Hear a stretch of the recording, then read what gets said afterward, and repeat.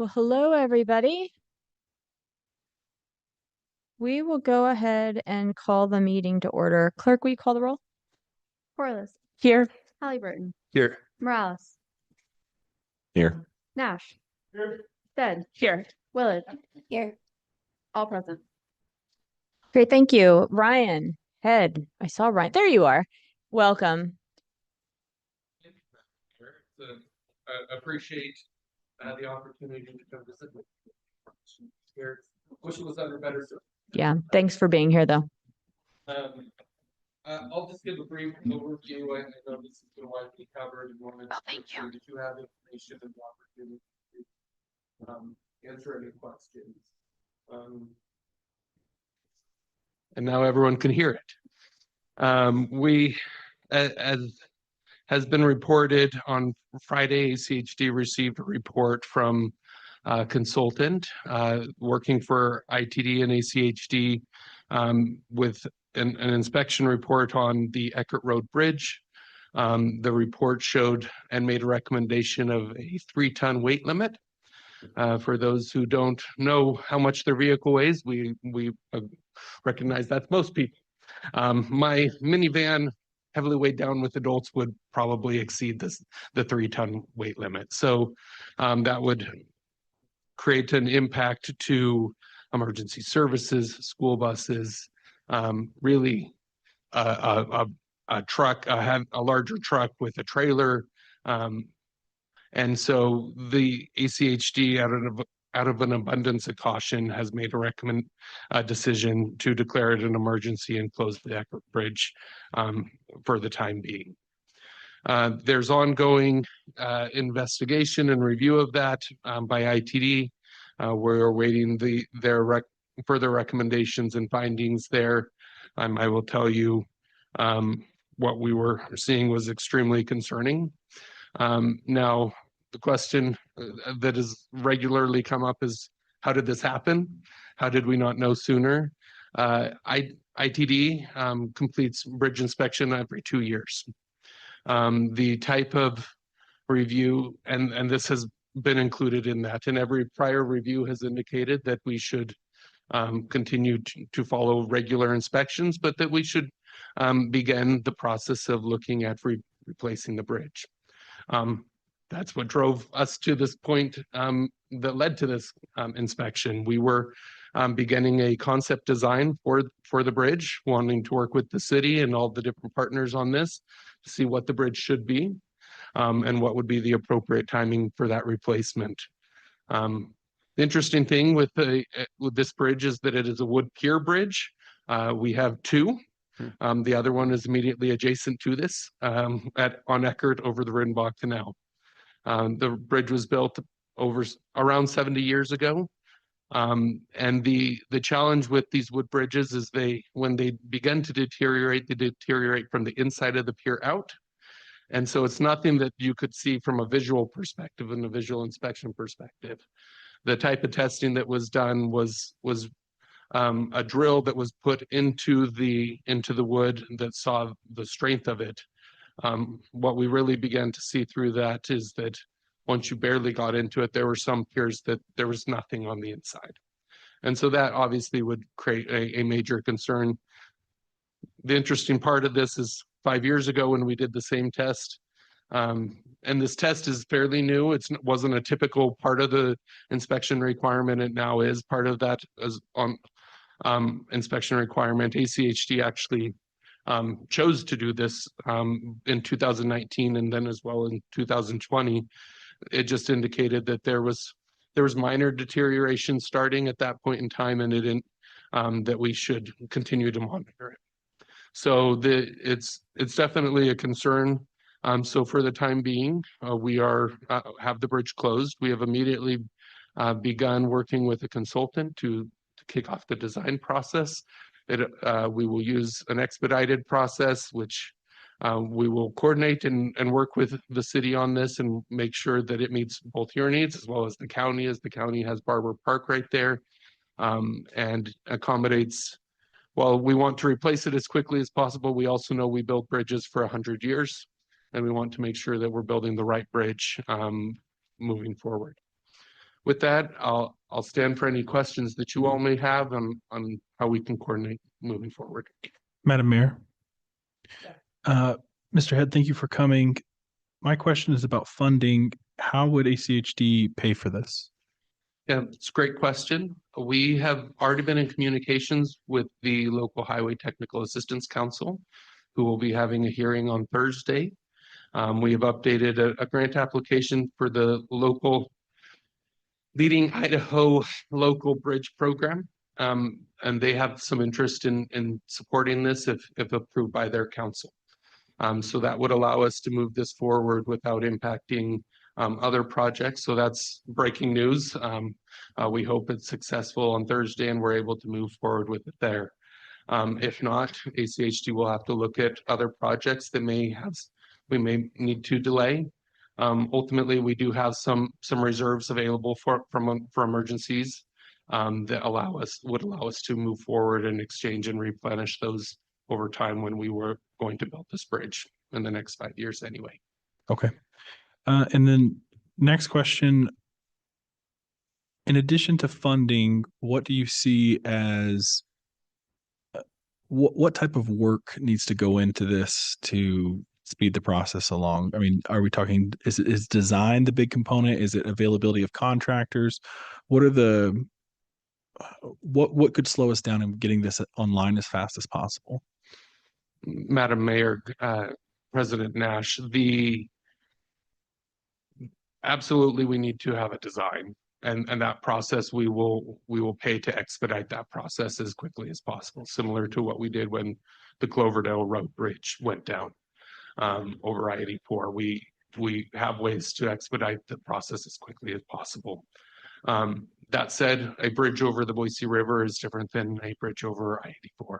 And there are specific environmental permitting and other things that are required. And that process is dictated by other agencies. And so we have good relationships with them. We know if we go through the process with LPAC, they also have good relationships with those agencies. And we will work together by declaring an emergency. That also helps in the process to expedite and address this as quickly as possible. So that would probably be the biggest impact. You're also limited in terms of when you can work in the river. And so we want to look at that and make sure that we are addressing it both from a regulatory perspective as well as building the right bridge for the future. Madam Mayor, Ryan, I think did I hear you on Idaho Matters today? It's possible. Too. Yeah, I commend you on all the work getting the word out to the public, all the work that you're doing. I feel like every time I turn around right now, I'm hearing from ACHD on what they're doing for this project. So I appreciate that work. I immediately started getting some correspondence from some residents out in that part of town, curious about whether there would be a consideration for a Greenbelt underpass, access to Greenbelt with the new bridge, or I guess to the question about redesign, is it a plan to move forward with the quickest replacement, or will that also include some kind of redesign around Greenbelt usage? Madam Mayor, Council Pro Tem Stead, as noted, we know this bridge will be there for a very long time. So we will need everyone to come to the table quickly and to dedicate resources and staff. When we did this with Cloverdale, we had team members in meetings making decisions as opposed to sending consultants back and forth. And so we would ask for the city to provide the resources from your staff perspective to make sure that we are including all those things the city would like to see as well. We recognize that we want to go quickly, but we also want to do it right.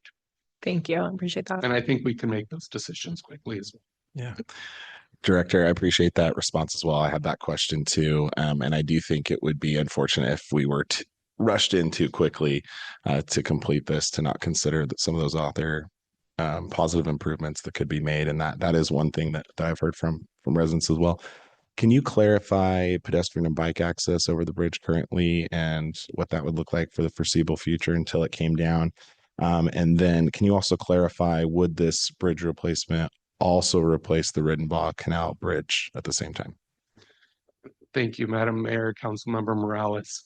The answer to that is bikes and pedestrians the existing bike and pedestrian bridge and extension of the Greenbelt is still there, but also the bridge can be passed over by bicyclists and pedestrians as well. So the existing bridge, I would discourage maybe picnics on the bridge, but at a minimum, we should, but it is open to those with the weight limits that we have there. Sorry, the second part of your question. Yeah, and actually, I'll tack on a third to this one. So the Riddenball Canal Bridge as well, is that included when you're talking about bridge replacement? Is that part of this? Because obviously it's a somewhat secondary bridge. And then I had a third question related to the Riddenball Canal. So the modernization of the headworks and replacement of headworks there, and just curious if your team was, if that was going to, if this project would cause any kind of issues with our Nampa Meridian Irrigation District's work there too, if your team's on that already as well. Thank you, Madam Mayor, Councilmember Morales. The intent, as we were starting the concept, was to replace, there are 3 bridges there, one also over the New York Canal. The intent was to replace all 3. If at this point in time, we're going to be looking and seeing what opportunities we can in an expedited way. We're still early in looking at this, but we are quickly evaluating that. But our goal would be to do all at once.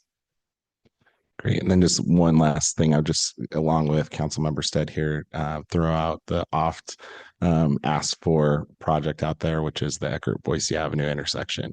And I know that that's been a priority for the city in the past, but signalizing it, it's a little sketchy. And so considering that into this work as well. But thank you for all you're doing. Really appreciate your response. Madam Mayor? Yeah. I had another one. Ryan, when we were appropriating a lot of the money into some of these like bridge repair funds at the state, it seemed like one of the issues that kept coming up was the projects kept coming back more and more expensive because there was a large influx of state and federal money between 2020 and 2022. I'm wondering what role will labor play in our ability to get this done quickly? Are you expecting that it's going to be tough to get a contractor on this? Will that drive up the costs? What do you envision that bidding process will look like, and what is the demand in the market right now for these types of projects? Madam Mayor, Council President Nash, inflation, I will not lie, inflation has definitely had an impact on ACHD's ability to get things done. From all types of projects, the cost has definitely been a driving factor. That said, we've had success at still finding contractors to do the work. Our bids this year have actually been fairly positive. And we try to bid projects at the right time in order to do that. Obviously, with an emergency project, that will be a little bit different. But we'll look at every opportunity we can to partner through this process and find the right contracting mechanism in order to get it done. Okay. Thanks. I appreciate the quick communication that you and your team had with me, this council and our teams, and then just the continued communication that you're sharing not only with the public but with us, and that you caught it, right? That it's unfortunate that it's closed, but that your team caught this, and I look forward to working together and providing you the resources that you need from a people perspective so that you know what the city's looking for, and we can get this done as quickly as possible. Thank you, Madam Mayor. Thank you. Good to see you. Good to see you. All right, now we have, there's Lisa. Lisa Duplessis is here to provide an open space update, but in many ways it's also a review of where we've been and how we've gotten to this point. So I asked Lisa, and Doug is here as well from the Parks Department, to come and share a history of open space preservation in the city of Boise. It goes all the way back to before 2000, honestly, with a citizen committee that was made up of residents, developers, and others that helped develop the Foothills Management Plan that led to recommendations for the first open space levy and the areas that the city focused on acquiring land and easements. And with that, Lisa, thanks for being here and leading this part of the city of Boise's work.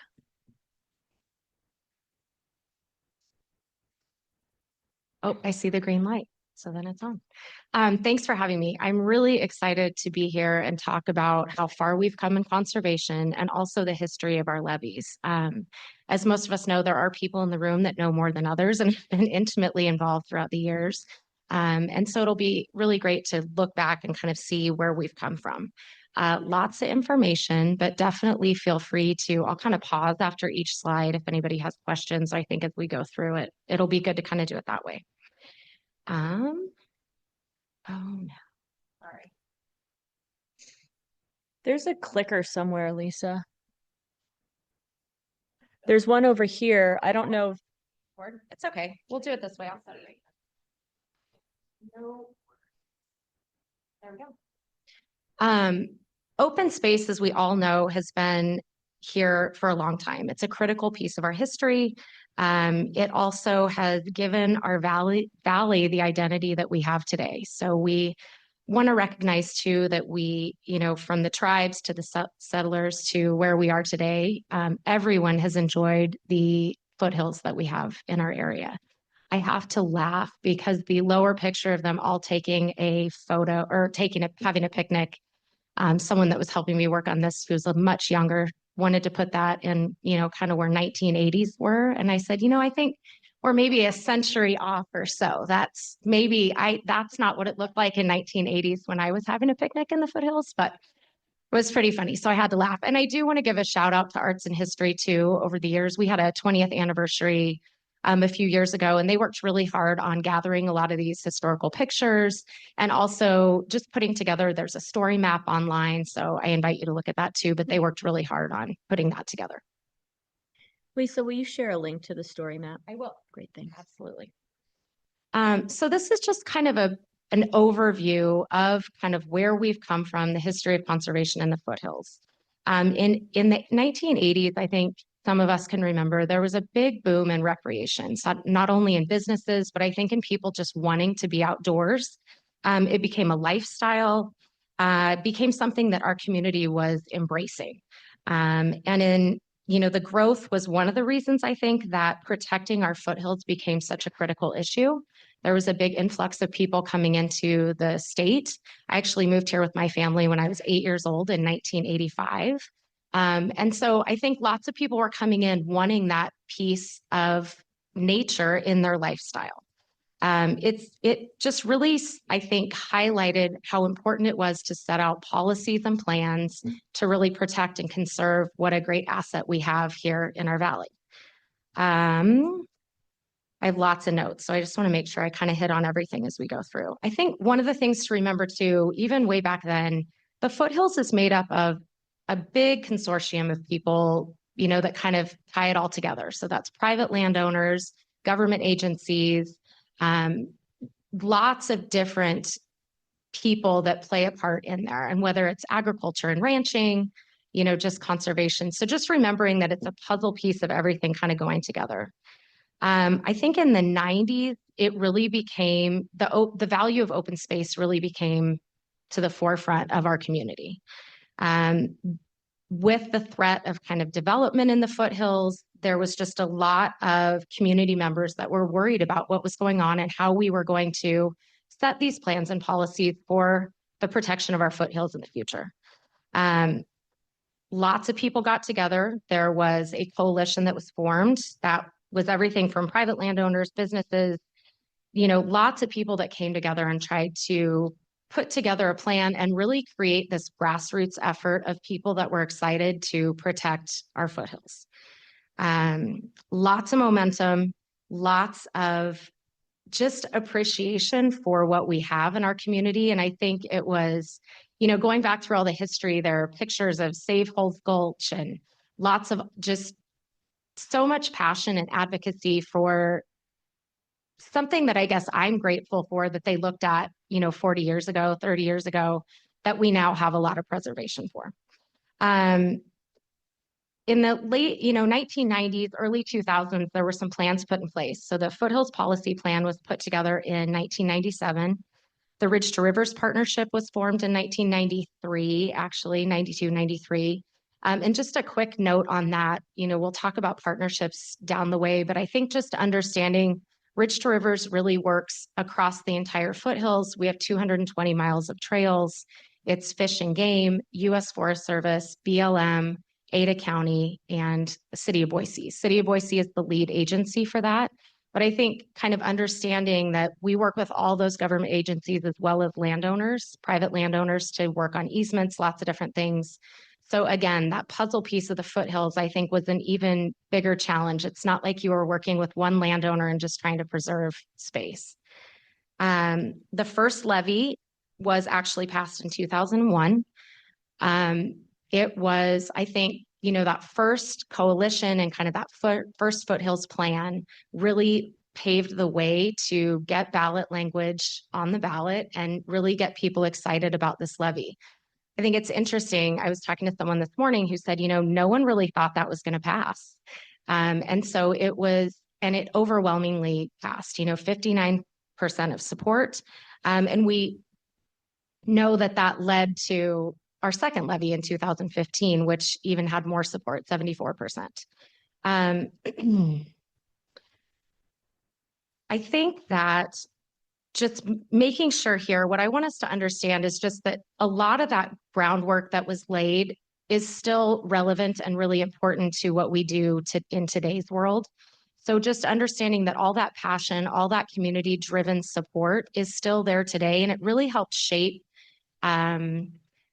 just the community and the sense of stewardship and service that we have from our community members today regarding our foothills and natural amenities. I want to point out too, just that the funds were originally kind of put towards these priority areas that were outlined. So Table Rock, Hulls Gulch, Military Reserve, and also Polecat Gulch. And so, and as we know, those are some of our first reserves and really some of our most loved and well-used reserves that are right in our backyard.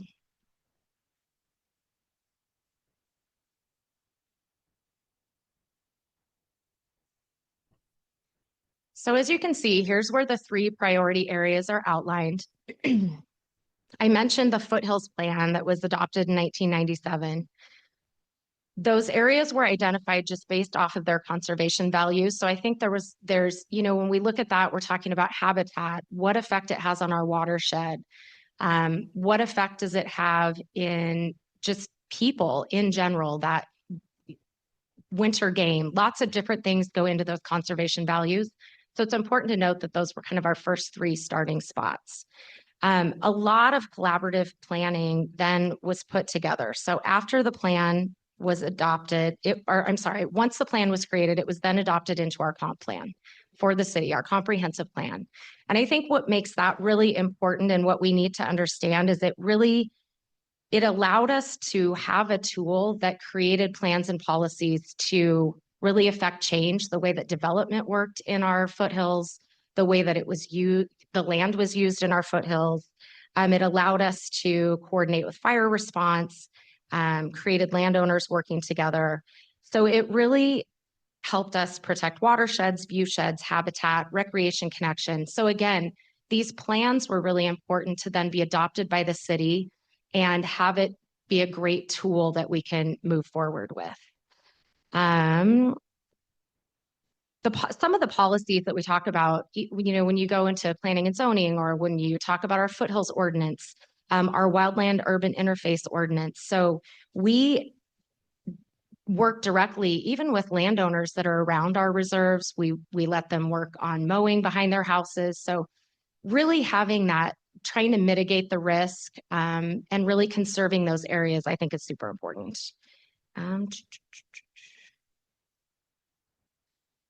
Again, continued to bring together, I think it's been such a collaborative piece over the years. And one of the things that I think has become interesting, and again, I go back to the policies and the plans, open space conservation has really become a central part of just the day-to-day life in Boise. So whether you're a developer, it's something that you need to think about. A city, you need to think about. A recreator, you think about. So our foothills and everybody that's out there using it has a stake in what we have going on in the foothills. I think one of the things too is going back to the Ridge to Rivers consortium and also just some of the policies that we have in place as even a reserve management plan is having a good strategy and a formalized system for how people use the space. You know, there were issues with trespassing, hunting, just different things that were happening in the foothills. So again, just another example of a plan that helps us kind of organize and manage the way people recreate in our area. Okay, I think I hit on that. One last thing I will say, we talked about this morning, again, I worked with people in the office on this too, and we really looked at one of the things that I do want to kind of point out is in the early 2000s, there were people at the city that looked at what made Boise competitive in kind of an economic development standpoint. And one of the number one things was access to open space. So I think that identifying conservation priorities is really what set Boise apart. And I think we looked at other cities and noticed sprawl and noticed what was going on. And it's just really something that we as a community took to heart and really made one of our core values. So. Putting all this work in place has really paid dividends back to the community. So kind of understanding what the community got, you know, we're talking about, and I'll talk about in a little bit too, just the money and kind of the quantitative things that we got out of the levy money and kind of the history of that. But I think understanding that there's a lot of qualitative and things that we may not think about that are the dividends that come back to the community. So you know, looking at the ecosystem benefits. So really working with developers to prioritize open space and the connections and making sure that view sheds are protected. Also looking at clean water in the Boise River. So, you know, Cottonwood Creek flows directly into the Boise River. Had that all been developed in military reserve, it would have been a really different situation. And so kind of understanding those connections. And I touched on the fire risk too, but just really understanding that one of the benefits of protecting this open space is having that mitigation from the fire risk. Some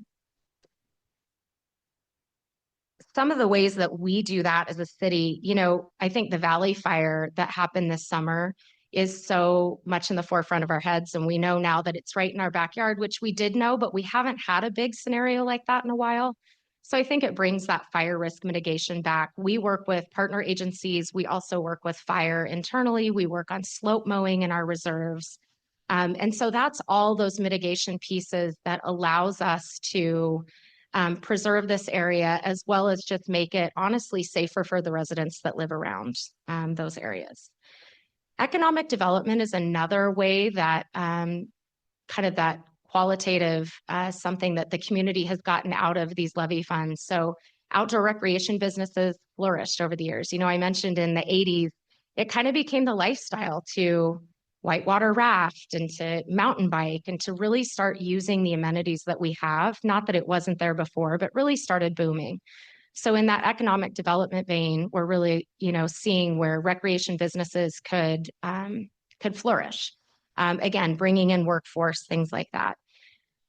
One of the things too is just, I think a lot of those groundwork pieces gave us an increased ability to find investment. So working with different partners, having like the Ridge to Rivers Consortium, all of those government agencies help support the management of the Ridge to Rivers partnership.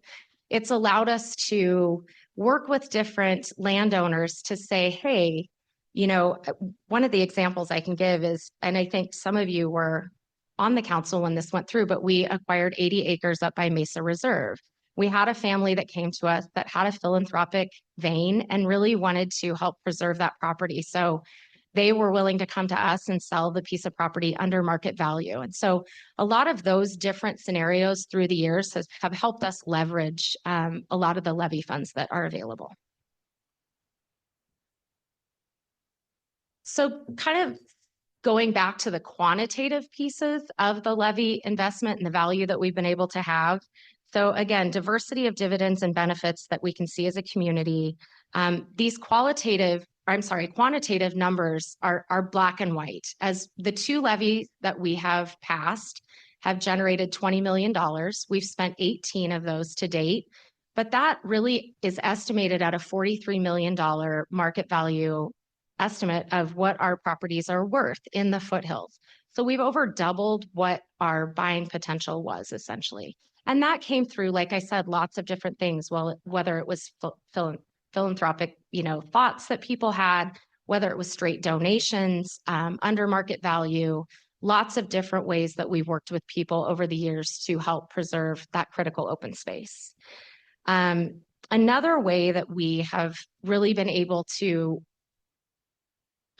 increase the levy investment. I think that's the biggest point, is being able to say, gosh, we've had this $20 million, but look what it's been able to do. Not only the $43 million that we've essentially gotten to acquire as a city, but also we have over $100,000 in volunteer time each year. So I bring that up only to really drive home the investment that the community still wants to put into the service and stewardship of our open space and just critical habitats. So that can happen through our Weed Warriors program. We have trail rangers that are out all the time on the trails. Lots of different opportunities. And just even our day-to-day, we have businesses come to us almost weekly that want to work out in the open space. And I think it really shows what a investment people have in what we've preserved and created. And I think it's something that they want to continue creating.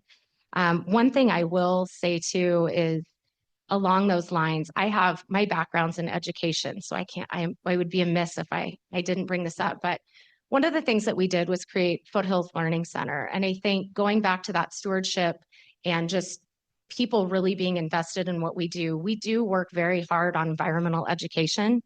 And that starts at preschool all the way through adults. And so I think highlighting that and making sure that we understand that while there is this base of community-driven stewardship, we're continuing to, kind of create that, whether it be at a young age or people that move into town. So I think creating that culture, which we've done a great job at, and just continuing that down the road. So I just wanted to make sure to bring that up.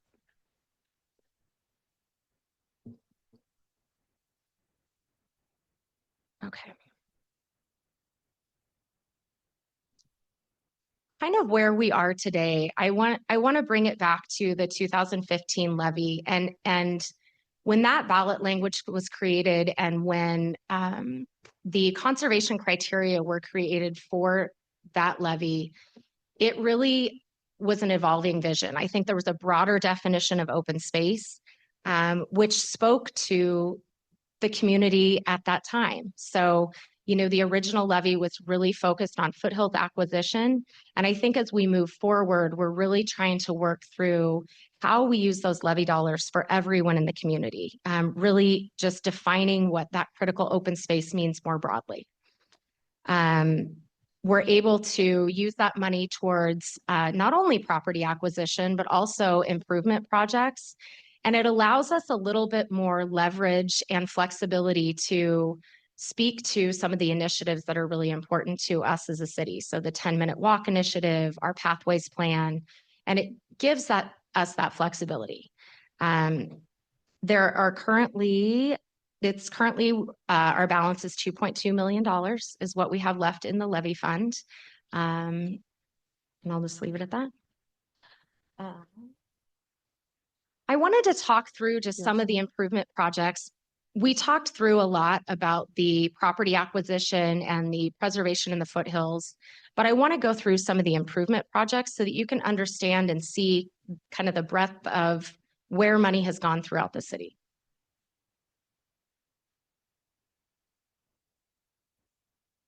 The first one I'll talk about is the linear park and pathway at Goddard Road. And I think a lot of you are familiar with some of these different projects, so I will kind of go over them quickly. But I think it's important to note on this project specifically, we worked with Settlers Irrigation and actually had the land donated, which allowed us, again, when I talk about leveraging those levy monies, it allows us to put an investment in and also, use levy monies where there is a gap in government monies and just availability that we could use from the general fund. So it allows us to do a lot of these extra improvement projects. So again, a project where if we would have had to acquire the property would have been a much more expensive project. Another one is the Ridge to Rivers accessibility enhancements. So one of the things that we have pledged with Ridge to Rivers is to really work on trails for all. I actually brought Ridge to Rivers stickers if anyone wants them before they leave. But really talking about how we can enhance our trails to make it an experience for everyone. So sometimes I think the foothills and the open space can really there can be barriers there. And so doing as much as we can, and we actually on this project enhanced the Grove Loop as well as some other trails behind Camel's Back that made the trails more accessible to people.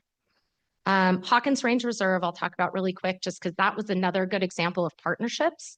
So not only did we purchase part of the property, but some was donated, and it really created this entirely new reserve that we had no access to previously. We were able to build a trailhead, and it's honestly one of our busiest spots now that it opened about 20 months ago.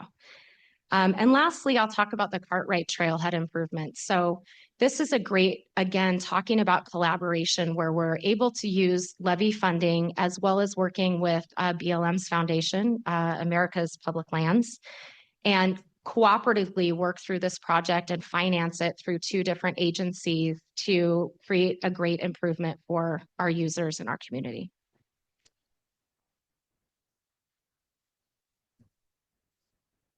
I think lastly, just remembering, I think we're down to lastly. I think remembering here that the charges of our team is to take the values that are defined and driven by input from the community and really make the dollars work at the highest and best use. So at the end of the day, that is our charge as a team. Really making sure that we can grow all our open spaces and natural amenities. And one of the reasons I want to say natural amenities is, you know, again, talking about that evolving vision for how we spend money, kind of conserving and preserving what we have in town, looking at even things like Float the Boise and the increased usage that we've had down the river and what that looks like. And so we're seeing a lot of not only conservation and preservation projects and improvement projects that we need to do in the foothills, but all across the city and where we are. The work's not done. I think we're all aware of climate change and growth and things that are still happening in our community. And this is definitely an ongoing conversation that we will continue to have into the future. Like I said, $2.2 million left, and I'm just excited to work with you all on how we're going to spend that to its highest value. So that's all I have, and then we can do questions. Thanks, Lisa. I appreciate it. I'll go with first and then Kathy. Yeah, Madam Mayor, thank you. Lisa, thank you for the presentation. I'm so glad that you brought up the Goddard Linear Park, one, because I'm fanatical about the Pathways Master Plan, but also that it's such an interesting project because if you live in that area on the bench, you're actually relatively close to the Boise River. But in order to get to the Boise River, you have to go down Glenwood, you have to cross over Chinden, and it really is a barrier for most people to be able to get access to that kind of open space. And they've got the foothills in the distance. The effort that it would take for many people to get there is relatively large.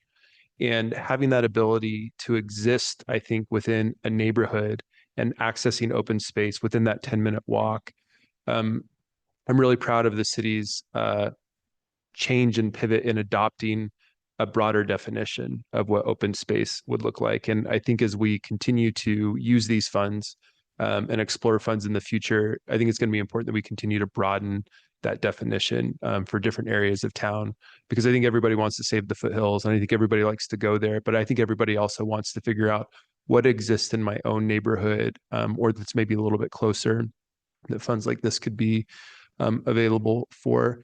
I'm wondering if you could talk just briefly.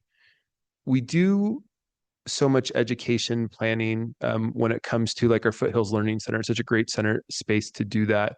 When it comes to those broader definitions, are we doing education in these different parts of the cities as far as open space goes as well? So, Madam Mayor and Councilmember Halliburton, yes, the answer is yes. Other opportunities that we have are at Boise Urban Garden School, which is out at 5 Mile and Eustis. So we really get to touch West Boise. While it's not as ecology based, there's still a lot that we go through talking about urban agriculture, climate change, nutrition, things like that. And I would say too, Spalding Ranch is an upcoming project that we are working on and really trying to get some pilot programming out there this year. We've put a lot of investment into that project, which is up just kind of, if anyone's familiar, up off Cole Road in Mountain View. And again, is a great connection kind of to Goddard as we start talking about what those connections look like along the bench. So I do think we're really trying to hit other areas. And I guess the last thing I would say to that is, while Foothills Learning Center is based in the foothills, we have classes come from all over the valley. So people come in and do field trips at Foothills Learning Center, and we also go out and do outreach into those classrooms. So it really has a wide net. Yeah, thank you for that. And I guess the reason that I asked that question, we see some money ticking down, our funds getting a little bit lower. And I think that we also see some, potential challenges with different grants and funding resources that may be out there, and sort of a call to get more creative. One of the things I think that we can always do is educate people about the great stuff that we've got, the efforts that it took to get there, and why it's so important to continue to invest in those efforts going forward. So I imagine that's something that we'll have to be continuing to think about, no matter what part of town you live in, making sure that we're finding a way to educate people about the open space that is available and what it took to make happen. So again, thank you for the presentation today. And I appreciate you bringing up that education aspect, because I think that will be really important going forward. Yeah, Madam Mayor. Lisa, thanks very much for the presentation and for the history of it as well, because even though many of us were here during that, there is a lot of history and a lot of people that did a lot of great work to pass that levies forward. I did want to just give a shout out, as Jimmy did, to expanding that definition of open space, looking at those pathways in West Boise and having that Boise Urban Garden School. It's so nice to have those kind of amenities out in West Boise and kind of look to see what else we can do out there. And finally, I just wanted to give a shout out to the Foothills Learning Center. I went with my daughter years ago down there for it, and I do think it's a great education opportunity for kids who are in schools in all areas of town, who can go out and see the foothills and learn more about ecology that they wouldn't before. And I guess I'm just putting in a plug to say I hope we continue with that going forward as well. Thank you. Madam Mayor, this might be a question for you if it's not for Lisa. I want to better understand the transition from the city from using the 2001 levy funds to proposing the 2015 levy. Like, did those expire? Did we create a demand in the city for these types of acquisitions that we wanted to continue going? And as we see these funds kind of winding down in the 2015 levy, just give me some historical context so I can better understand what that transition looked like before. Sure. I'll do that because I was on city council at the time, and we were close to winding down the spending of the first levy account. So the $10 million. At the time, they actually estimated that $10 million turned into about $40 million of value, because I don't know if included in this number was a big piece that we bought above the Black Cliffs that we ended up transferring to. It's not. So all of that state land above the Black Cliffs that is winter elk habitat was purchased by the city and then transferred. And I can't remember if we sold to Fish and Game. Yeah. So that big reserve is not counted in this value in terms of what the first levy brought. I just wanted to throw that in because as we were winding down that levy, it was very clear from conversations throughout the community that folks wanted more because it had worked so well. And we had defied even our expectations, to be honest. We had defied expectations in terms of the level of partnership from landowners that wanted to be a part of this Boise legacy. And so then we're able to move the dollars that we had so much further, and knew, though, that in moving into the next one, we did want to talk about open space and clean water, and engage more residents in the ability to propose projects to improve upon whether it be habitat or trailheads, because we'd heard such demand from residents in those areas as well. And so set out again to do the other levy. And this time I think it passed with, was it like 76? 74. 74%. I spent that campaign season knocking on doors in West Boise. And I want to bring this up because those were some of the best conversations I had about open space and clean water that I'd ever had in this city, because folks in West Boise get to see the foothills. When you're downtown, you don't really see them. When you're in West Boise, you see them. And the conversations I had in rocking chairs in living rooms in homes throughout West Boise about the importance that folks had held protecting foothills for their grandkids, protecting the view shed that they had, and their value that they placed on the river, told me as I was knocking on doors that this was a different kind of election, because we didn't have to explain in the same way, because as Boiseans, we hold those values, which was just really fun. And so that next levy went to the ballot and passed, and it was in the last several years that we asked the Volunteer Foothills Commission to consider using these funds, as Lisa said, in ways that I believe, meet the spirit of the levy, but to allow us that opportunity to invest in pathways and reimagine what open space and access looks like throughout the city. Thank you, Madam Mayor. I just want to thank staff for their great work on this. I think there is an expectation in the public that we do maintain that purchasing power when opportunities present themselves. And as I mentioned last week in council priorities, I'm always giddy when we get called into an executive session to consider a new acquisition. So really appreciate that. And also, I mean, the most common feedback that I hear in my district is, and even with things like Goddard Linear, Spalding Ranch, is when is it going to be done? When's it going to be done? And I really try to set expectations on how much it costs to green up a park or improve a place, because there's a difference between being able to acquire something and being able to activate it. And I've really been really impressed with your team's ability to activate spaces that aren't quite done yet. I think Spalding Ranch is a great lesson in that, in the pumpkin patches that we've done there. And I know that there's more programming opportunities that are in the works. I think next thing I might be interested in hearing at some point is, what are the types of things over the last 25 years that we've acquired, but maybe not have improved yet through some of these funding sources, to better understand what is the scope of our need when it comes to that. So that would be my ask to staff. I think I heard Councilmember Willits trying to get in. Good. Thank you. Thank you. Thanks so much for the presentation. I'm curious as to what the carbon sequestration research is. Could you explain that? Yeah, Madam Mayor and Councilmember Willits, that is, I didn't touch on either the goat head mapping or the soil carbon sequestration, but both of those were projects that we partnered with Boise State, and they did a lot of different, so on that one specifically, Dr. Marianne DeGraff, her team went out and really looked at soils across our reserves and was able to give us a lot of feedback from a scientific level as to, I mean, I don't want to get I need a scientist here if I'm going to really get deep into it, but essentially just how we can maintain as much carbon as we can in our reserve soils.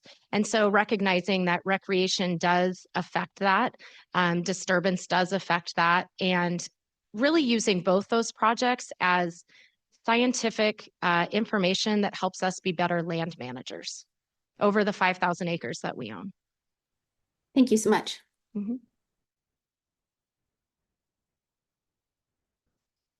I really appreciate the presentation. It's fun to kind of think back on where we were and how far we've come, and how the residents of this community have led us there, and have been such impactful and important partners in setting aside land that'll be set aside for generations, but also helping shape the future vision of what the city looks like, and how we create spaces where we can have alone time, have time with our neighbors and interact, have places to move through our city more safely. But ultimately, it's about being inside and outside and protecting this special place we call home. And I'd say too, in the last month, as we were talking about doing this presentation, I also and the conversation we had recently at council about fire, I was struck thinking back to images in the first campaign that the Statesman printed of homes in the foothills in Reno and homes in the foothills in LA, with the proposition of, do we want to be this, or do we want to be what we are today? And I think that now more than ever, as we're thinking about the wildland urban interface, the impacts of climate and the fires that we're seeing in the West, it was the foresight of voters that helped us not create that same situation in the foothills above our city to the extent that we've seen it in other places. And while we'll continue to be challenged with management and fire safety, we set in motion a legacy that's important as the world changes for so many different reasons. But ultimately, at the beginning of all of this, it was about setting aside land for our kids and grandkids, and it's become so much more than that. So really appreciate it, Lisa. Look forward to talking more and some follow-up that the council president requested. Yep, I'll get that. Thank you. All right. And next up, we have 3 people with us to talk about our community climate action plan. Bree Brush, Alex Brooks, and Lindsay Mosier are all here. Bree's in my office. I don't know if folks have met Alex. She's part of the climate team, and Lindsay Mosier from CE.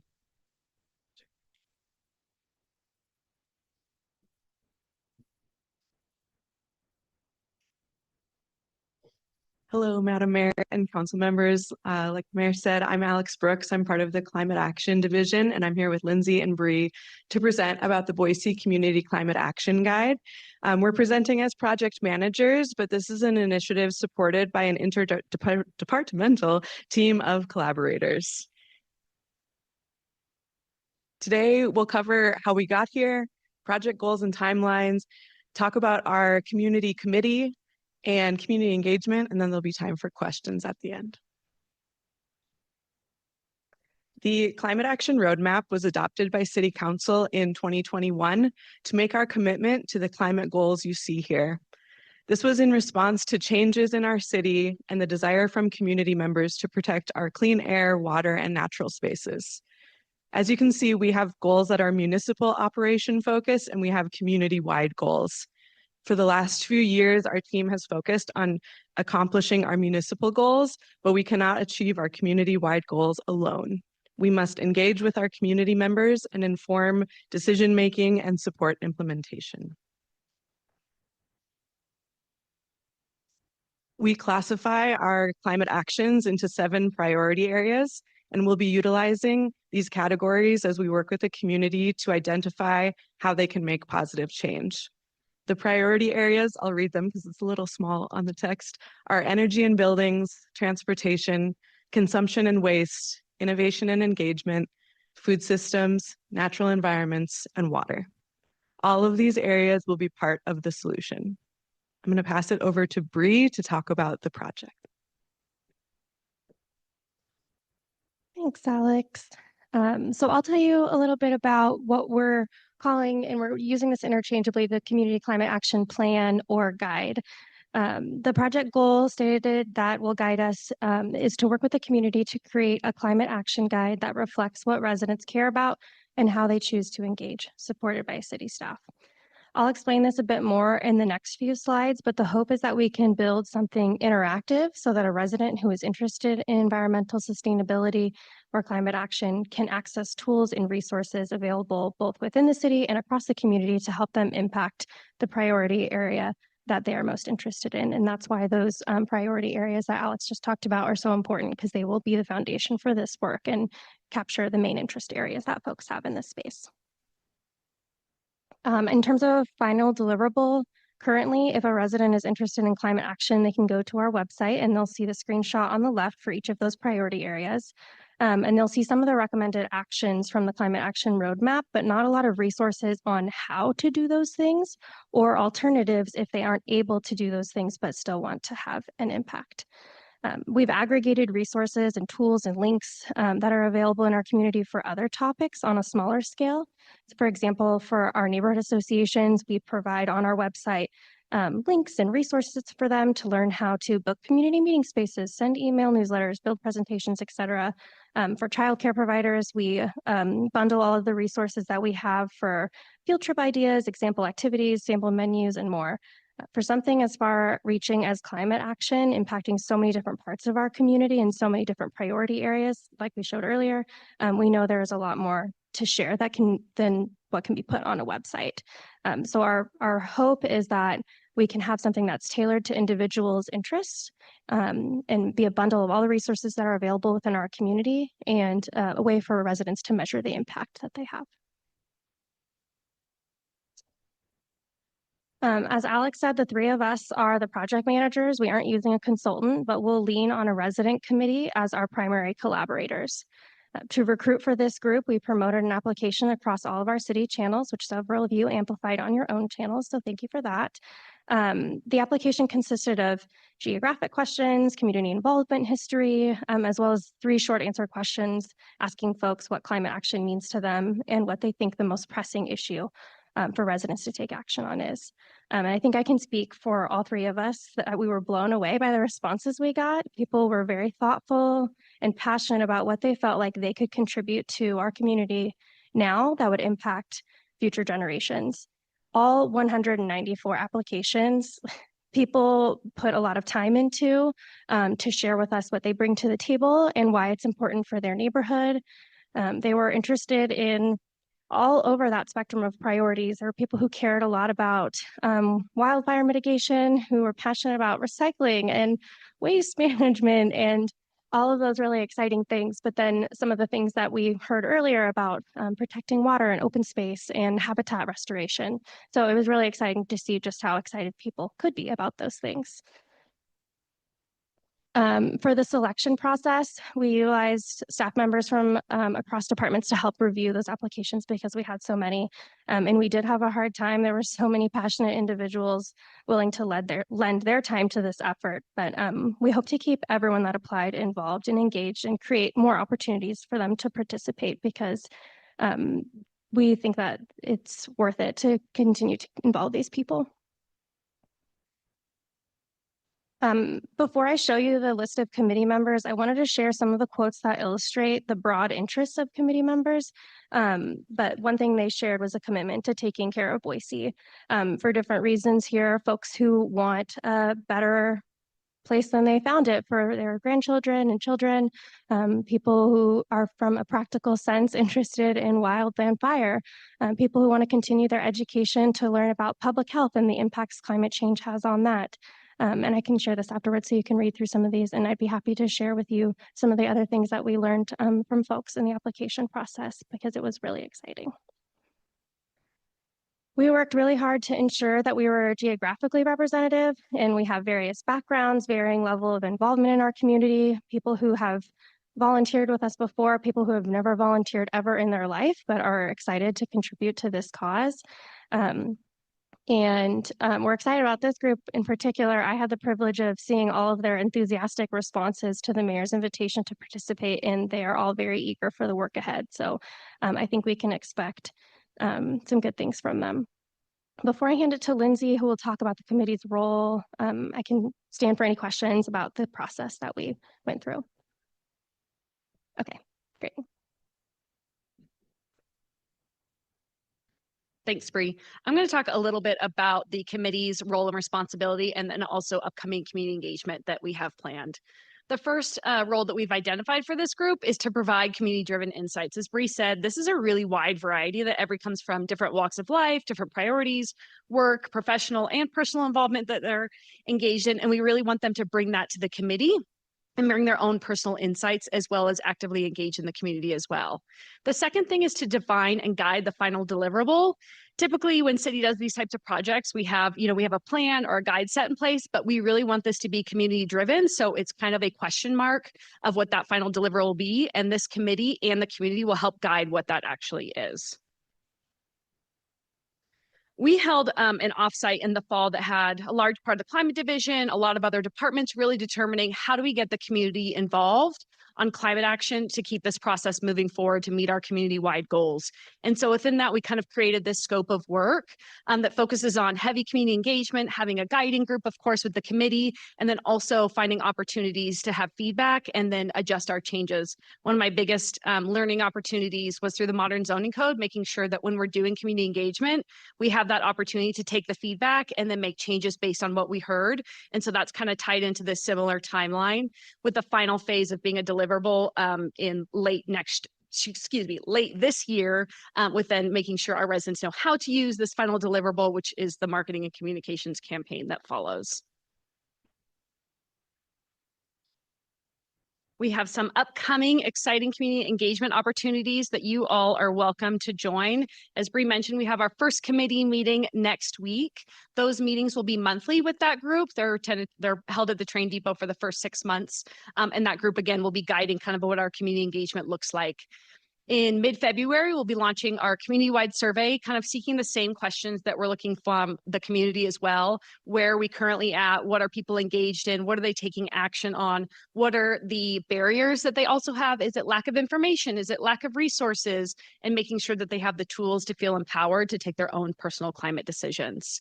So this calendar here just has our upcoming community conversation dates that are open to the public. We're also encouraging our committee. I think it's really valuable for the committee to engage with residents and also hear what they're saying, and then bring that back to the committee for kind of a more holistic look as well. And of course, you all are invited to engage on any of those opportunities as well. So with that, we'll stand for questions. Ben Mayer can kick us off here. I'm so excited that we're doing this. I think one of my most proud things that I've been a part since I've been on council has been the passing of that climate action plan. And the only thing that I didn't love about it is that during the time we were putting it together was a really hard time for the community to get together. And so we completed this incredible plan for the city. People were really excited about it, but they didn't necessarily have the same opportunity that they may have had during more normal times to really get involved. And I've always felt like this has been such a great sort of me plan as far as the city goes, and trying to figure out how we can make this a we plan with the community was always really the next step. So again, I appreciate your involvement with that. My hope is that when we're done, that both the people who are involved in part of the process, but the community as a whole feels ownership and responsibility with that ownership in helping the community accomplish these goals. I do have one question, and it just is a little bit about your outreach. We do have our great youth climate action team, who I'm sure will be involved in certain aspects. I'm wondering with our outreach if we have any extra effort that we're putting in to try to get more youth involved in some of that outreach, and if you might be able to speak that out a little bit. Sure. Madam Mayor, Councilmember Halliburton. As Alex mentioned, we have a full project team that touches a big portion of the climate division. We have PDS representation, parks representation, and we are discussing that today of really getting more involved on how are we doing other outreach. These are, of course, general community conversations, but that is part of the engagement strategy as well. And also meeting residents where they're at, right? Is there an opportunity at Tree Fort? We have our own Earth Day event, of course, and how we're reaching some of those younger. We have one person on the committee that's under 18, and we had several applicants as well, which just told us like the enthusiasm in addition to engaging the Youth Climate Action Council as well. Yeah, wonderful. I think that, based off of some of the applications and just being an issue that youth are very passionate about, I'm sure that they're going to want to be involved. I do often notice when I go to different public input meetings, and even watching through some of the slides, there tends to be a certain age demographic that likes to attend your city public planning meeting. And so if there's anything that I can do to assist, or that council can do to assist to try to bring all different ages to these conversations, I would love to figure out how I might be able to help with that. So thank you. Thank you very much. All right. And our final topic before our executive session is we've got Maria Week here to review the special events permitting. And in this, there have been some process improvements over the last year or so. And in addition to walking through the process, Maria has information on those improvements and what we might be looking at next. Thank you, Madam Mayor, members of council. My name is Maria Wig with the Office of Community Engagement. And I have to tell you, it has been a true privilege to chair the special events team for the city for the past 4 years. Obviously, in 2020, we didn't have special events due to the ongoing pandemic. I started them back up again in 2021 with some different considerations in place. I will say sometimes folks will ask a question. I know all of you have been asked what's the most surprising part about being mayor, being a city council member. The most surprising part for me and one of the most interesting parts for me is just the level of knowledge and care for our community that everyone who is on the special events team has, and the like crazy attention to detail that some folks have for their particular area of expertise. I had no idea what went into special events, either from the organizer side or from the public side before I started this. And God bless all of them. It's a lot on both sides of it. So I'm excited to share that a little bit with you. I'd like to talk about the special events team, like who we are and how we focus, how we function, a little bit about what organizers can expect as they're planning special events and interacting with the city and our many partners to make sure that they are safe and healthy for the community as folks are having fun and enjoying all of the things that our special events bring to our community, and talk a little bit about some of the improvements we've been making. This is a team that is very committed to the values that are behind me. We recognize some pain points. We have a lot of conversations about those and have taken some really great steps to address those on behalf of our community, our event organizers, and our team themselves. So when we talk about the special events team, and I start every special events meeting, they're public meetings. We don't have to use Robert's Rules of Orders. We're not making any decisions, by saying we're an administrative function pulled together by the city of Boise so that all of the organizations responsible for public safety, the health of our community, keeping things running well for the people who live, work, and play here, and event organizers can be in one place at one time to have conversations about all of the different moving parts. I will say every special event is different. They have different kind of considerations, different activities, there are different types of events, and every day that a special event happens is a very different day. We may have a BSU game on some days, we may have a big concert on other days that overlap. We are growing as a community. We have a lot of construction. So in some ways, it's like a giant game of Jenga, which is also pretty fun. But I wanted to give you a sense of who is the special events team. There are human beings always behind all of the work that we do at the city. You'll see that the city is pretty well represented. I'm the chair. Kelly Frank, our special events manager, interfaces directly with event organizers all day, every day, and does a fantastic job of herding all of the cats that you see on the screen right now. We have Ed Graves from Public Works, who works closely with event organizers on the city's low waste priorities. So you'll oftentimes hear Ed asking questions about what kind of containers we're serving things in, ask about what materials are recyclable, encourage our low waste guide to be shared with any vendors at the event. Our parking, Vince Vergara, who is a very famous Boise Downtowner of the Year. He's great, works with event organizers on any of their parking needs. So think about events like Twilight Criterium that need to hood many different parking meters to make sure that there's no cars parked when people are trying to bike by them. Vince is the person that event organizers work with to make all of that happen.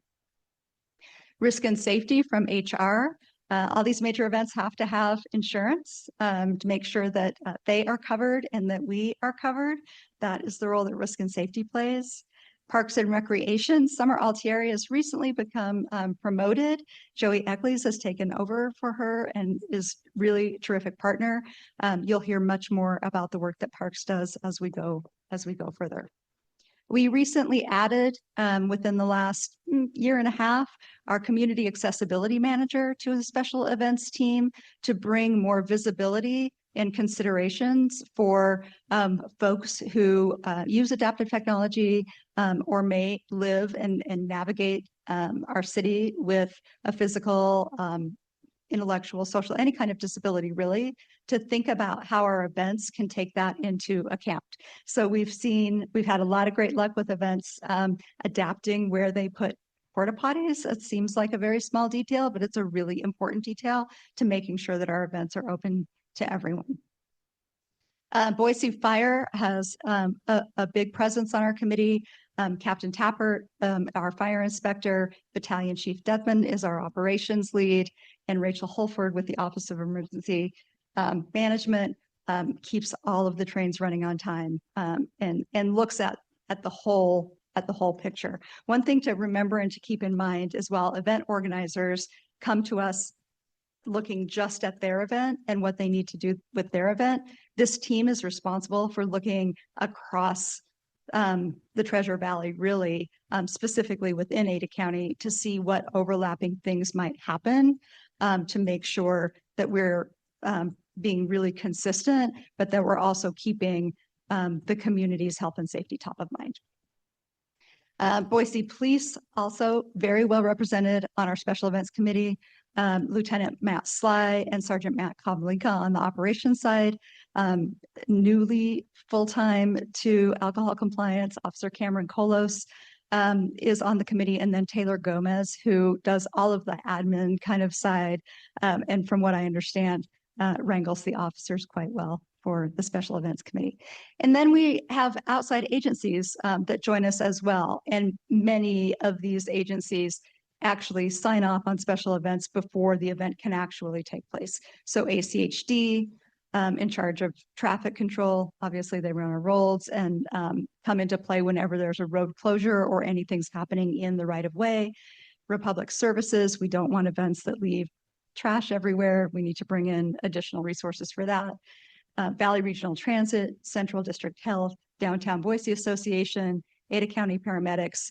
And again, within the last couple of years, we added the State of Idaho Department of Administration to our special events team so that when we're having events that are adjacent to the Capitol or interact with the Capitol in any kind of way, we have them in the committee meeting with us so that they can discuss any concerns or requirements that they may have for event organizers as well. Again, that happened within the last couple of days. I did ask some folks to be here with me today as we get to questions in case I need to phone a friend. So what is a special event? While every event we think is special, somebody's birthday party is a special event, a family reunion is a special event, the way in which we define special events at the city are essentially things that need to be permitted in some way, shape, or form. So the definition of a special event is over 1,000 people or an event where there are going to be road closures with alcohol service or sales, neighborhood events and block parties, and park and greenbelt events. So really it's the whole range of things that you can imagine. It's the 4th of July parade, it's Hyde Park Street Fair, it's You Stick and Bloom, it's our own 4th of July celebration in the park, it's opera in the park, art in the park. It's all of these different events that come to play. Twilight Criterium, the Boise Marathon. So it's races, it's both of the markets, the Capital City Public Market in particular, which is on our streets. So it's all of these events, cultural celebrations. Goat Headfest Open Streets was a special event that we permitted and worked closely with to get that done. So it's really the range of things that make Boise such a great place to live, work, and play. To give you a sense of the calendar, we average around 75 events a year, and not all of those are standalone date events, right? So if you think about Capital City Public Market, that's something that happens every weekend over the course of a season. Alive After 5 happens over the course of a season. So this is 75 events, but not necessarily 75 days of events. We maintain a master calendar of the special events with Parks and Recreation and the Office of Emergency Preparedness, just to see what events are happening at any given time. At the beginning of each year, Parks reaches out to recurring event organizers. who have had events in parks the year prior and asks them to provide their preferred park and their preferred date for that upcoming year so that we can start populating that. Again, this is where the game of Jenga comes in, right? And we'll talk about the resources required to make these events run smoothly and how that plays into the calendaring that we do. So there's that master calendar. OEP has developed what they call Becca, the Boise Event Construction Closure app. And that monitors not only the special events, but think about all of the construction, all of the road closures that are happening, because we oftentimes have to have conversations with event organizers when a road that they want to be on is closed, or there's construction happening that may adjust their footprint for a particular season, but not forever. Or maybe there's a major change that is going to impact their event forever. And we work with them closely to think about what good alternatives can be there. And then I just heard some great news from Boise Police Department. They are working also on a calendar that then overlays events at private venues so that we can have a really full picture of everything going on across the city. Because as you imagine, that overlay is where things get tricky and start making like our emergency medical folks kind of nervous, our emergency preparedness folks kind of nervous. When they get nervous, we take notice. We do sometimes have blackout dates. We don't do that preemptively. We tend to look at the calendar, and if there is a period of time where we can tell that we are at max resources for the events or for the resources necessary, we may put some blackout dates. So if you'll remember a couple years ago when we had Gowan Thunder, I think we had Gowan Thunder at the same time that we had Spirit of Boise, at the same time that we had, like there were several, I think Goat Head Fest was that, we had several different events during that same exact time. So the special, Kelly came and Rachel, and they said, hey, can we just put a timeout on this like 3-week period? Because literally there are no more resources available to add additional events to this time frame. So again, not proactively, but you may hear that from time to time if we have to do a blackout for a couple of weeks just because our emergency services are fully tapped. So what does it look like for an event organizer? And we have all kinds of event organizers, right? We have many event organizers, and some of our most favorite event organizers are folks who are local, are really invested in the community, understand the community, understand some of the challenges and pinch points. We have event organizers sometimes who are brand new, have never done a special event before, much less a special event in Boise. We have some event organizers that do multiple special events. We have event organizers that come from organizations like the YMCA. We have event organizers that come from for-profit marketing agencies that want to put on races, for example. So it's really all over the board. We try to make sure that the experience, one, is good, that they're receiving the kind of customer service that you all expect us to provide to folks that interact with the city.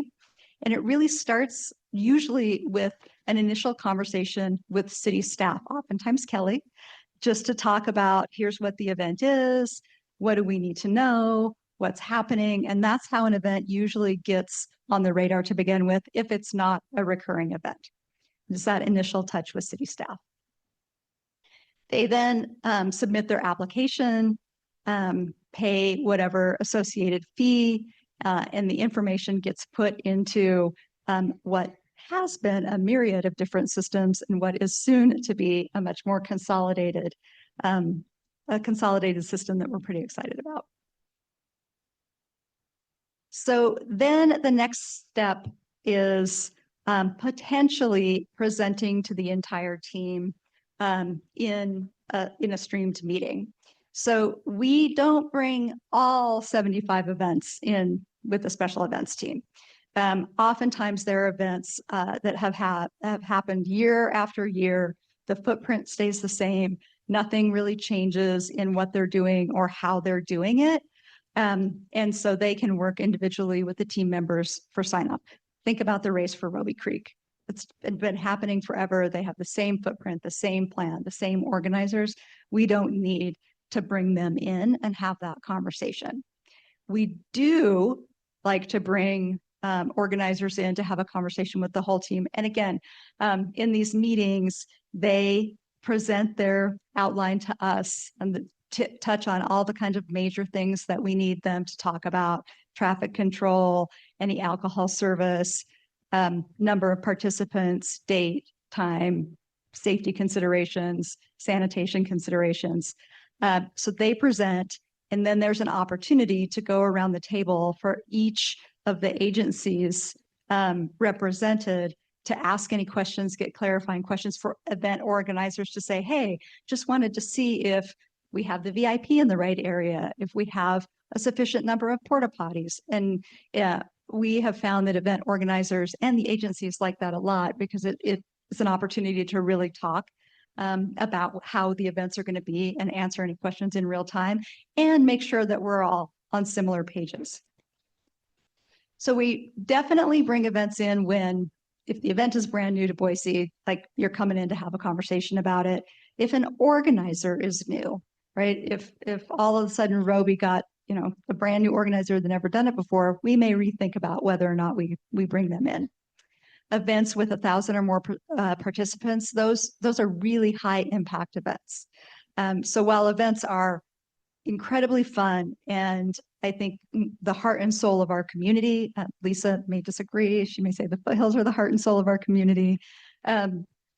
But they really are part of what makes Boise so special. They also have a huge impact. And we have a responsibility to make sure, for example, that if a big event is happening downtown and somebody in West Boise needs to call 911, that they still can count on having their 911 call to answer, because the event isn't taking away resources that we need to make sure that the entire community continues to have access to. So that's the kind of stuff that the team is juggling. Road closures and or alcohol sold or served. Believe it or not, the road closures are one of the hardest things to navigate, and you probably will believe it, especially with all the construction right now, between different construction projects, geothermal projects, average road closures, and then what an event would need to do. It really is a tricky map to get right. And closing a road isn't just as easy as closing a road. There's a lot of close work with ACHD on traffic control materials, and there's a limited number of traffic control materials in the valley. So think about those materials as a resource. Think about the kind of fencing or gating that goes around these events when they want to have alcohol sold or served at them. There's a limited amount of that fencing available in the valley. So resources are not just people resources. They're also actual, like, the stuff that you need to be able to make sure that people aren't going down a road the wrong way. And like, as Boise's growing, we're seeing a few more pinch points around that. And so taking that stuff really, really seriously. And then if there have been any concerns, past or present, with an event or organizers in either safety concerns about something that has happened in the event, compliance concerns about something that has happened at the event, then we tend to have them in again, just so that we can have a full, robust conversation. I don't believe any of it ever comes out of bad intentions. Events are really dynamic things that happen. And sometimes in real time, event organizers make a decision, or something may happen in an event that they weren't anticipating. And we just want to make sure we're having really good, solid conversations about that. So I don't want you to see concerns with event or organizers necessarily as a negative thing. Sometimes it's a new event and they just have had, they're troubleshooting just a little bit. But those are the times we really want to make sure people are coming into the fuller meeting. So once the special event team does the review and the organizer has crossed all of the T's, dotted all the I's, paid for all of their permits, and all of the agencies that have to sign off an event sign off, the permits are issued. Usually the day before the event or during their setup, the team goes to the event to do a walkthrough with the organizers, walk around the footprint, identify any gaps or maybe any differences in what their map said, their original layout map said. Again, not for any nefarious reasons or for any bad intentions. Oftentimes it happens when you start setting up for an event in the park, and maybe the folks that drop off the extra dumpsters put them backwards, and so they're going to be difficult to access. Maybe an event organizer didn't realize exactly why fire requested that they put a specific vehicle in a specific place, and they're like, oh, that can just go anywhere. And then Captain Tappert comes in and says, well, actually, I need you to put it here because we have to have access. Emergency access. So it's oftentimes that day of event, that day of walkthrough, or that day before walkthrough with the event organizers, where the team really can go in and identify, and most importantly, troubleshoot. And I would say 99% of the time, we are able to troubleshoot that really effectively. Very, very rarely do we have an event where we have to change something in real time. I think the most recent, we had an event that didn't quite had not reserved enough of the fencing material to be able to successfully manage a beer garden. And we tried 6 ways to Sunday to try to figure out how to make that work, and ultimately could not make that work. I think that was one of the most difficult decisions the team had to make, because really, I think everybody on the team is there for the community, and works really hard to make sure that things happen. And also, at the end of the day, our responsibility is to make sure that we're keeping people safe, the city safe, and following the laws that we need to follow to do that. And then after an event happens, Rachel puts together an after action report. So we gather any pictures, we have all of the different agencies send in any concerns, any congratulations. Generally, how did the event go? They prepare an after action report to share with the event organizers. We oftentimes have an actual meeting with event organizers to go through the after action report, have conversations about what we found. Was there anything that was unsatisfactory? What do we need to maybe do differently next year? So it is from beginning to end, there are several touch points and opportunities for event organizers to have conversations at the city. And that's really the role, is that kind of coordinating role and helping to make sure people have the resources they need to have really successful events. So costs associated. I know you all hear from event organizers. We hear from event organizers how expensive events are to put on. So wanted to kind of give a breakdown, and then I have just a couple of examples so that you can really see how it plays out for an event. So if we look at the kinds of things events have to pay for, that oftentimes gets wrapped up into all the city requirements are costing me so much money, right? So when folks say that, what they typically are referring to are all of the costs associated with all of those different requirements that the special events team and the agencies that they represent have to keep the community safe. So there are some that are straight permit fees, our special event fees, alcohol and catering, the fire permit. ACHD has a couple of permits that are required, that depending on the footprint of the event and what they need, require that permit.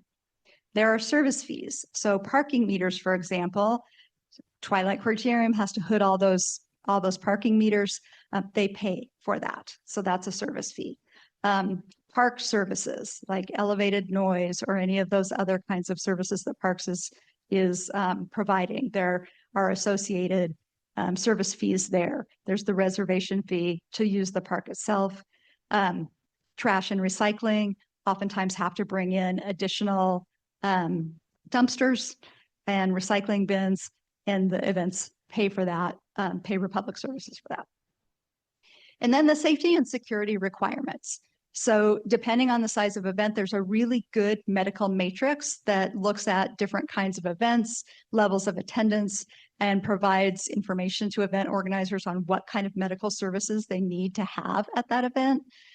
So that if something happens within the footprint, one, somebody knows exactly where to go to get help or support. And two, if something really dire happens, that our EMTs can get to them very, very quickly and do what they need to do. Event security, oftentimes events have, in addition to police staffing, will have specific event security that they pay for. There's police staffing. A lot of these major events, again, need to have additional BPD presence so that we can react quickly in the event that something happens at that event without taking away from resources for the rest of the community. Their insurance coverage, traffic control. The traffic control is almost exclusively working with the traffic control companies to have folks who are in place, who are certified to do the traffic control, and the materials that are required to keep folks off the streets if the streets are closed. And then finally, sanitation. That just means porta potties. Porta potties, it turns out, are not inexpensive. So when you look at how this breaks down we did a couple of different case studies so you could see it. So I hope Carly doesn't mind calling out Twilight. But for Twilight Criterium, you can see their city expense side was about $11,000. And most of that was the park reservation and services at Cecil Andrus Park, parking services, all of the parking meters that needed to be hooded, and Boise Police Department.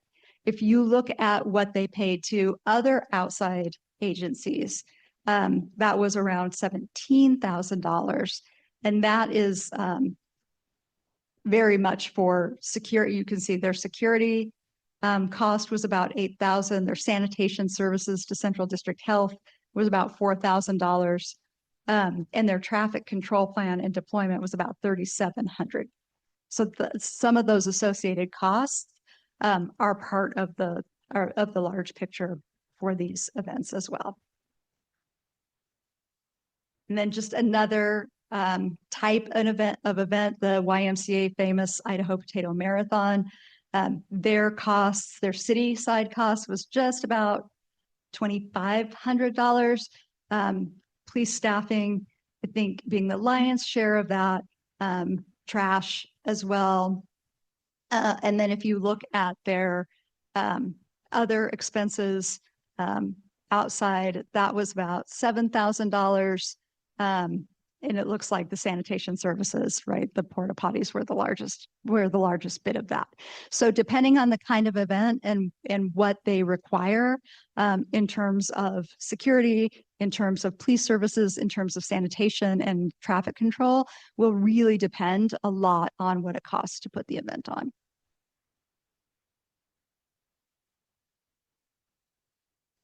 So, process improvement.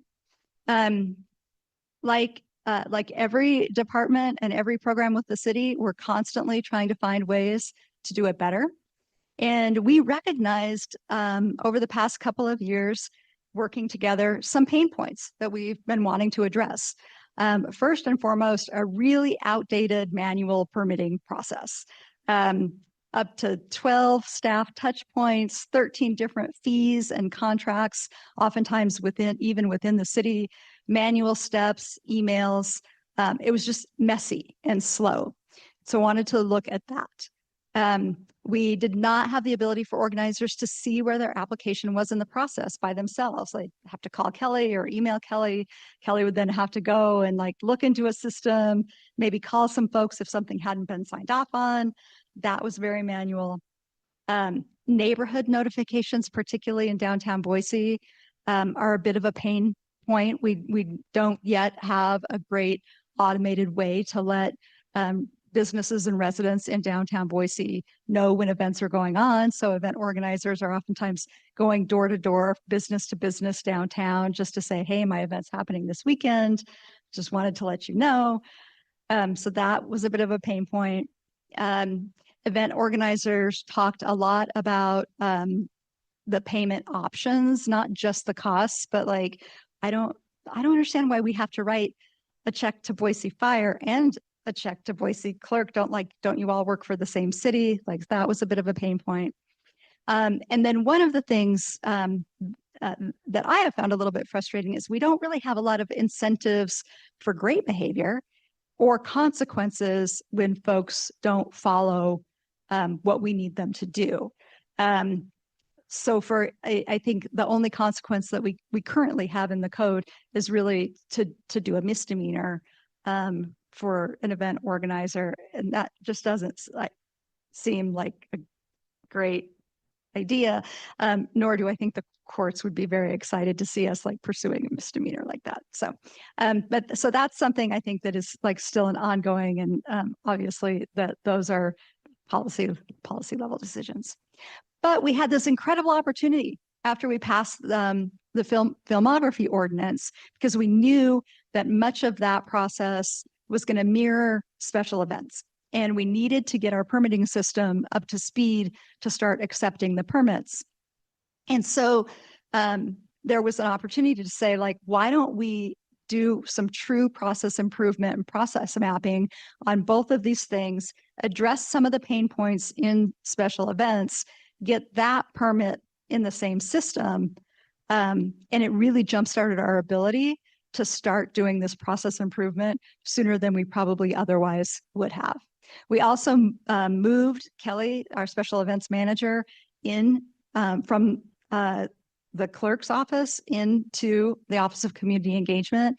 And there's been some real efficiencies there, like being able to like work with Kelly in real time like that, and have her involved with the rest of the community engagement team has really been a good, I think, a good move all the way around. We're able to like get things done just much more quickly, and the collaboration has increased tremendously. So our goals really around the process improvement were one city, one team. Like event organizers should feel, at least when they're talking to the city, right? And that's parks, that's CE, that's fire, that's police. All the group that you saw below, that they're talking to one organization, that they're not talking to 7 different organizations within an umbrella. One application to automate our manual tasks and to make the process really clear and really accessible for event organizers. Our focus on this process improvement was, yes, to make the lives of staff easier. But if we had a choice to make between making the lives of staff easier and making the lives of the organizer easier, we erred on the side of the organizer. We erred on the side of our community. I don't think we came up with too many of those, but it was important to us to make sure that we were really looking at this in a holistic way. So we worked with what Innovation and Performance, which is now the Department of Organizational Excellence. We modeled the process after the childcare improvement process that we went through to think, because it was, some of it was permitting as well. Worked closely with our partners in IT, had them in the room so that we could get through all of this and be ready to go. Had a strong internal working group of key stakeholders, folks within the organization that are involved with these special events, and our partner organizations. We had lots of conversations with event organizers, pretty broad with the events that we included, to make sure that we were hearing from events and not just from ourselves to make this better. And then we looked to see what were all those steps in the process. How could we find efficiencies, redundancies in the entire process? And gosh, I feel like we did that over the course of six months. Like it's been a sprint, and we're ready to launch the new application. I think on Valentine's Day. Yeah, Valentine's Day. So we have now a consolidated application.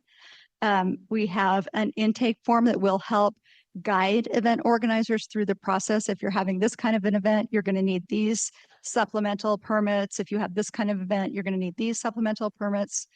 We're communicating our fees up front and in one place. We're streamlining our meetings. Bigger events oftentimes have both the special events team meeting and a safety and security meeting. The safety and security meeting is led by Rachel Holford, and it's meant to really get into the nitty gritty of police, fire, medical, road closures in great detail. So we have worked to streamline those meetings in one place so that event organizers aren't facing kind of like redundant presentations or redundant conversations. Consolidating web pages, providing an application status page in Acela, which is where the permit will be, so event organizers can go in at any time and see who still needs to sign off, where they might need more information. And as simple as it seems, automated reminders to event organizers. You're 90 days out, we still don't have this. You're a week out, we're still looking for this. Outstanding, I think what we'll still continue to work on, because these didn't fall precisely within what we were working on to get the application into the system. The neighborhood notifications, we still need to work closely with some of our partners downtown to figure out, is there an easier way for event organizers to get that information out, particularly to downtown residents and businesses, which we know are changing quite often. But we've heard event organizers express difficulty with door to door. Interagency workflow, we're still trying to make sure, at least in the city, it's a little bit easier for us to all get each other and catch each other on Teams or have a quick huddle. It can be more difficult when we need to pull in folks from other agencies. We've started instituting more regular kind of in-person meetings with that full team to work through some of these kinds of pieces, not with any event organizer, but just to make sure that we're communicating often and clearly and well. And then I think something we continue to look at is a policy level decision, is really the cost recovery philosophy. So many of the expenses that you all saw related to special events from the city side really are cost recovery mechanisms, the parking meters, BPD staffing, and what that looks like. And that's a kind of a larger policy question that's still outstanding that I think we'll continue to work on. Madam Mayor, thank you for the presentation, Maria. Could you give me an idea how early in the process you might get involved? I mean, like getting involved at the beginning of the year for a tree fort might be different for Pride, since one's in March and one's in September. But how early in the process would your events team get involved with, say, a question like alcohol compliance? Madam Mayor, Council President, thank you for the question.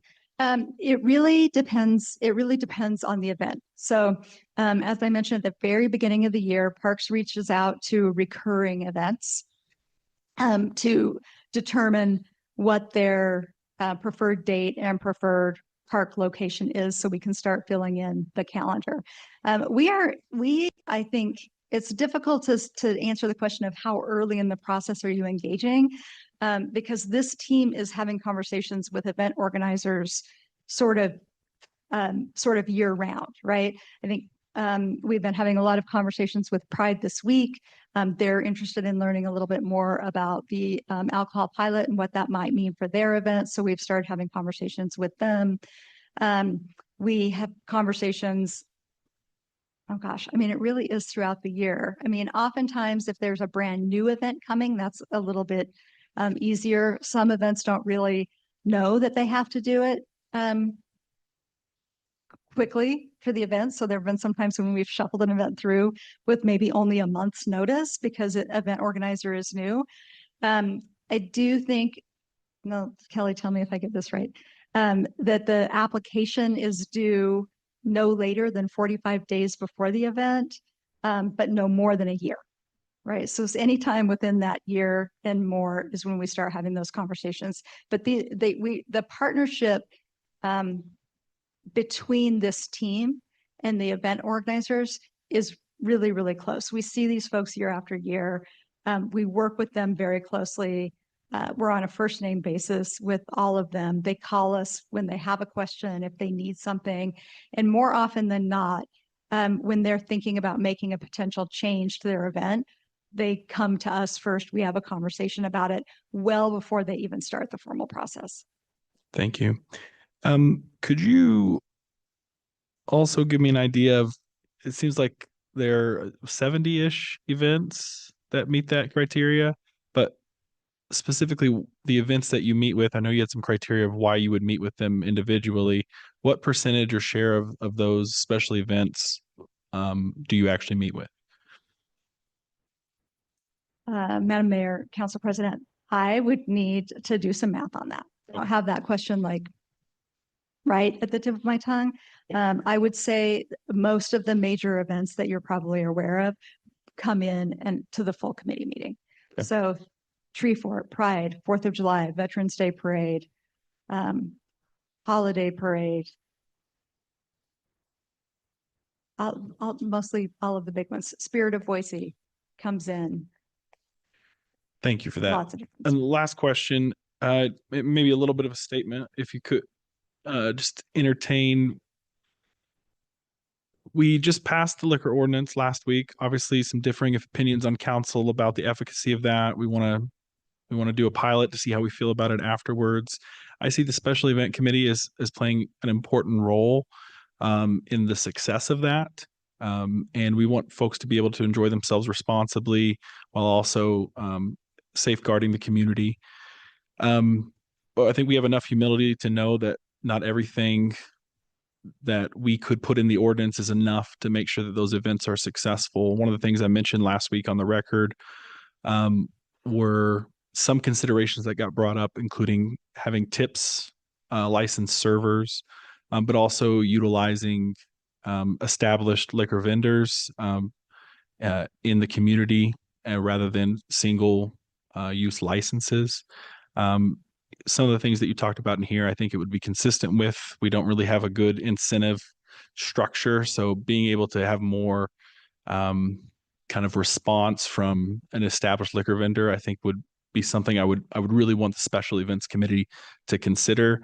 And it would just be my ask that you try to communicate those expectations from the committee and BPD as soon as possible to those event sponsors, so that they can be very clear about what the city's expectations for success around that are, so that when we hear this a year from now, we understand that the event sponsors had sufficient notice for what was expected of them and that they had an opportunity to comply with that, and so that we can have the best possible information when we reconsider that. So that's just an ask, and I hope that the committee feels empowered to kind of see that intent through in the permitting process. Madam Mayor, Council President, thank you for that. We are communicating with event organizers pretty regularly and we just in fact had a conversation this week about how to really get that clearly lined out so that event organizers understand that. Most of those recommendations are things that we're already doing within the special events, the tips, and being very careful about asking detailed conversations about even events that have been doing beer and wine up until this point. We do have some events that have had hard alcohol, not in the parks specifically, but adjacent to the event. So we've had conversations like that. And we really rely a lot on Officer Kolos and his both his expertise and his relationships with the state to make sure that we're doing that well and following that well.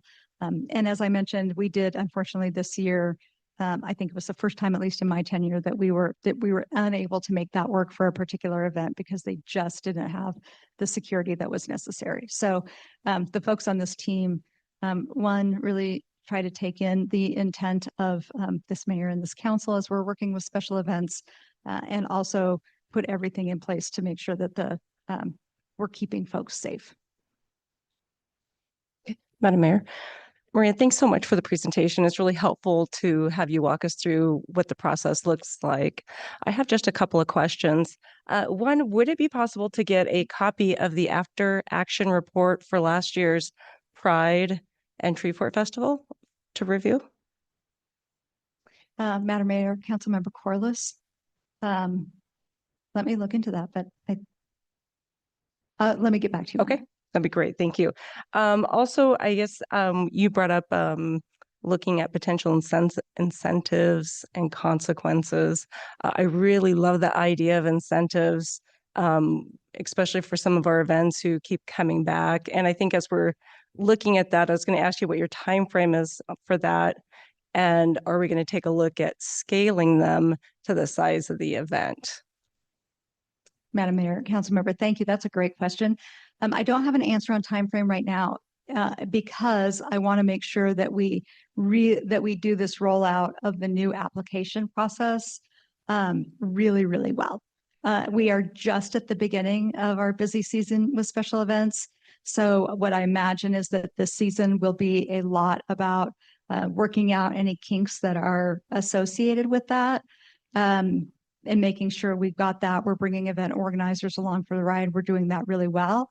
And then looking at some of those lingering outstanding items and looking at that. I will say that several members of the special events team and I are going to attend a conference later this month with specifically for municipal special events. And I think we're all excited to learn what other communities are doing, what some best practices are out there, and bringing ideas that make sense for Boise back to Boise. That's great. And the one final question I had was, have we looked at benchmarking ourselves as a city in special events for process and costs against our neighboring municipalities? Oh, Madam Mayor, Councilmember, great question. I think that's part of what we're excited to talk to other communities about. And I'll jump in there. I've asked the staff to benchmark us against peer cities. Because we typically look at how we compare to peer cities in all areas, but we'll look to that in this area too. Great, thank you. Madam Mayor, Maria, thank you so much for the presentation. I feel like I've been having flashbacks about how I've been a pain in the butt for the city, and then also times where I've thought that the city was a pain in the butt for me as an event organizer. And I think that the reason why that happens is that we at the city are making sure that we're putting parameters on an event to keep it safe. And the mindset from an event organizer is more of an artist that has no parameters, and they're being creative and they're trying to figure out something that's wonderful for our community, and somewhere in the middle ends up being something that's fantastic. This effort that you've been going through is something that I've been asking for a while. So I want to say thank you for going through that process and always trying to figure out a way to improve it. I know from my experience, the traffic part, the road closures is always the most challenging thing. And it typically, like, there's the challenge of the cost, which we all know is going up everywhere for everybody. But then there's the challenge of the time and the uncertainty. And so I also want to thank you for addressing some of that uncertainty where people can kind of figure out where their applications are and maybe aren't waiting the last second to get a sign off from ACHD about, is the street going to be closed down or not before this event starts. So I want to say thank you for all those efforts. I think whenever you go through one of these large planning process, one of the really great opportunities is then to implement it, see how it goes, and then to evaluate it. And you've sort of been building that in with the after action reviews. And I think that there may be an opportunity at the end of this year with some of our event organizers, a good swath of them, to get some feedback about what was helpful and what challenges may still be there. Because you put so much work into it, and that continuous improvement, I think, will be great, especially along the lines of those incentives for an organization that is building a really sustainable event and using, no throwaway cups. Like, how can we encourage that behavior? And then also, if event is leaving garbage on the ground every single year around New Year's, then we want to be able to, crack down on that as well. And so I think that those incentives and those consequences will be a really great thing to continue to get that input on. And I think that everyone up here on council, as far as making sure that people are behaving, that they're following the rules that we set forward, whether it's trash or alcohol or whatever it may be, we want to see these events succeed, but it's sort of on them to do it. But if we can incentivize it, and if we can correct for errors and make sure that they know that behavior is not going to be permitted is great as well. So again, I want to thank you, but just encourage that feedback from our event organizers at the end of the year to really evaluate this process that you've invested so much into. Thank you. Madam Mayor? Yes, go ahead. Thank you. And Maria, great presentation. Thank you so much. 2 questions. First, a clarifying question. Is this process new to the city when you came aboard? Like, is this 5 to 6 years old? And then second question, and I know you probably don't have this off the top of your head, but could you provide us a list of what the city sponsors for each of these events? That would be really helpful. Thank you, Madam Mayor, Councilmember Willetts. It is not a new process. It has been an evolving process. The city has been working on special events for years and years. I think started out in Parks and Rec, moved to the Clerk's Department. Maybe 2017-ish is when the city started convening that full team to make to kind of increase communication and collaboration. So it is not we've been iterating on it and what is new, I think, is sort of like the consistency of folks who have been involved. So we've been able to go through a few different seasons together, including 2021, which was really tricky season, and go through some tough after action reports, do some of those kinds of pieces, and just continuing to try to just make sure that the process works as well as it possibly can. And I don't have it at my fingertips on the sponsorship page, but I can certainly write that down for follow-up. All right, thank you very much. I'll take a motion for exec. Madam Mayor, pursuant to Idaho Code Section 74-206-1F, I move to enter executive session to communicate with legal counsel to discuss pending litigation or imminent litigation. Second. Clerk? Ted, Yes. Willett, Yes. Corliss, Yes. Halliburton, Yes. Morales, Yes. Nash, Yes. all in favor, motion carries.